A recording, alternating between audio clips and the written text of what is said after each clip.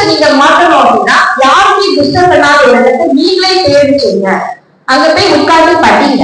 First 20 minutes தரவ படிங்க. ஒரு கொஸ்டின் படி 5 நிமிஷம் எழுந்து வாக் பண்ணு, லிசன் டு மியூசிக், கிளாஸ்ல வச்சிருக்கீங்கன்னா அதை அப்சர்வ் பண்ணுங்க. நெக்ஸ்ட் 5 மினிட்ஸ் முடிச்சுட்டு அடுத்த ஒரு 20 மினிட்ஸ் படிங்க. ஒரு லஞ்ச் பிரேக் 1 ஹவர் கொடுத்துக்கோங்க. 1 hour take time, no problem. அந்த மாதிரி படிங்க. ஈவினிங் கொஞ்ச நேரம் ஏதாவது ரிலாக்ஸ் பண்ணிக்கோங்க. டீ பார்க்கணும்னா 1 ஹவர் டீ பார்த்துக்கோங்க. நான் டீ பார்க்க வேண்டாம்னு சொல்ல மாட்டேன். பட்டிமன்றம் பாருங்க, ஜாக்குட்டி சேனல்ஸ் பாருங்க, நிறைய அறிவுபூர்வமான நிகழ்ச்சிகள் நிறைய போகுதுயா. சூப்பர் சிங்கர் கூட பாத்துக்கோங்க. ஏதோ ஒண்ணு உங்க அறிவை எது வளர்க்குதோ அதை பாருங்க. 1 ஹவர் அதையும் படிங்க. டின்னருக்கு 1 ஹவர் டைம் விடுங்க. இந்த மாதிரி படிச்சு பாருங்க.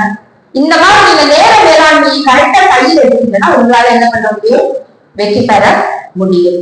சோ நீங்க திட்டமிட்டு நேர மேலாண்மையோடு படிச்சீங்கன்னா வாழ்க்கையில என்ன பண்ணலாம்? வெற்றி பெறலாம். இந்த டைம்ல நிறைய டிஸ்ட்ராக்ஷன் பண்ணலாம். ஃப்ரெண்ட்ஸ் வரலாம், அந்த சினிமாவுக்கு போகலாம், அந்த விஜய் படம் ஓடிக்கு ஏன்னா ரிலீஸ் ஆகிருக்கு, அஜித் படம் ரிலீஸ் ஆயிருக்கு, ஆனா போகலாம் சொல்லிட்டு இருப்பாங்க. அவங்க வேற